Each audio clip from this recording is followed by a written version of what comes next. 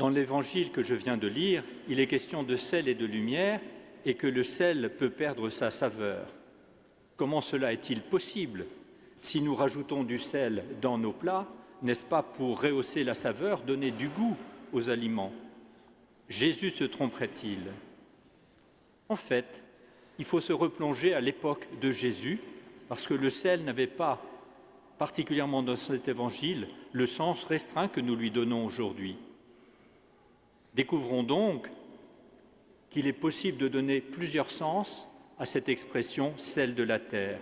Je vais en considérer 3.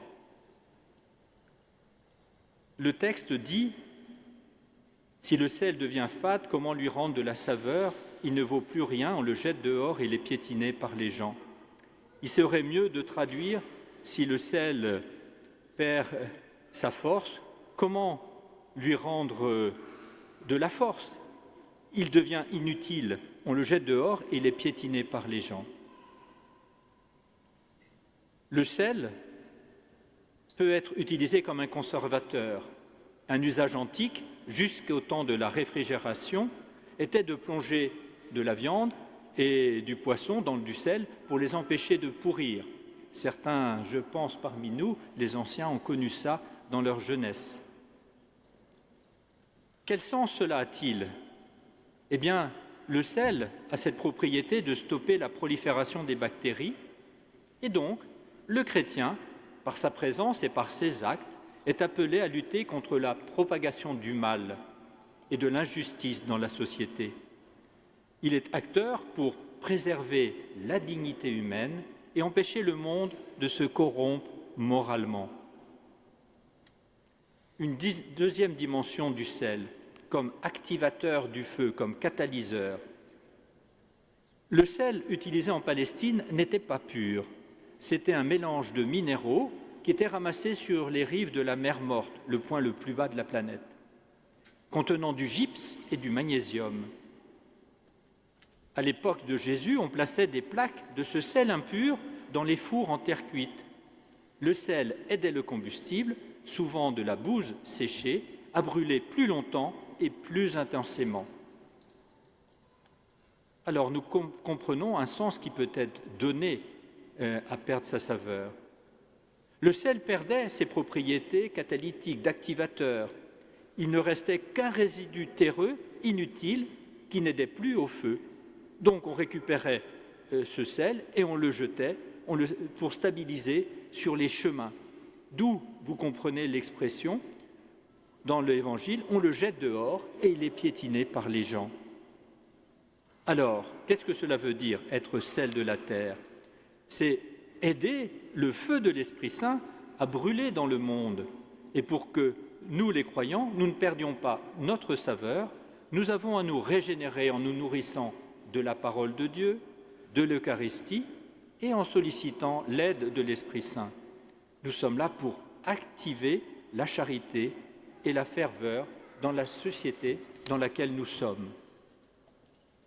Un troisième aspect du sel, le sel dans l'Alliance, une dimension sacrée. Dans le livre du Lévitique, dans l'Ancien Testament, Dieu ordonne « Tu mettras du sel sur toutes tes offrandes ». On appelait cela l'alliance de sel. Dans l'Antiquité, le sel symbolisait l'incorruptibilité et la pérennité. Partager le sel avec quelqu'un scellait une amitié indéfectible. Quel sens en disant « vous êtes le sel de la terre ». Jésus rappelle à ses disciples ainsi qu'ils sont les porteurs de l'alliance éternelle de Dieu. Ils sont le signe visible que le lien entre Dieu et l'humanité n'est pas rompu. Et ils sont là pour témoigner de la fidélité de Dieu dans leur propre vie. Venons-en à la lumière. Jésus interpelle ses disciples en les qualifiant de lumière du monde. Avant d'expliquer le sens qu'il donne à cette lumière, Jésus précise qu'une ville située sur la hauteur ne peut être cachée. Comment comprendre cela? La ville fait référence à un large groupe de personnes rassemblées, et cette ville est faite pour être exposée à la vue de tous, comme elle est en hauteur. Il en va ainsi de nos églises, particulièrement cette église de Saint-André. Pour la plupart, elle se voit de loin. Il doit en être de même pour les chrétiens qui viennent s'y ressourcer, qu'ils soient vus de loin, que nous soyons vus de loin. Jésus ne veut pas que nous demeurions cachés comme chrétiens.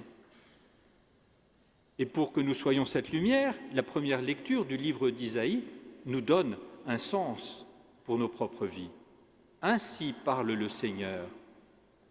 Partage ton pain avec celui qui a faim. Accueille chez toi les pauvres sans abri. Couvre celui que tu verras sans vêtements. Ne te dérobe pas à ton semblable.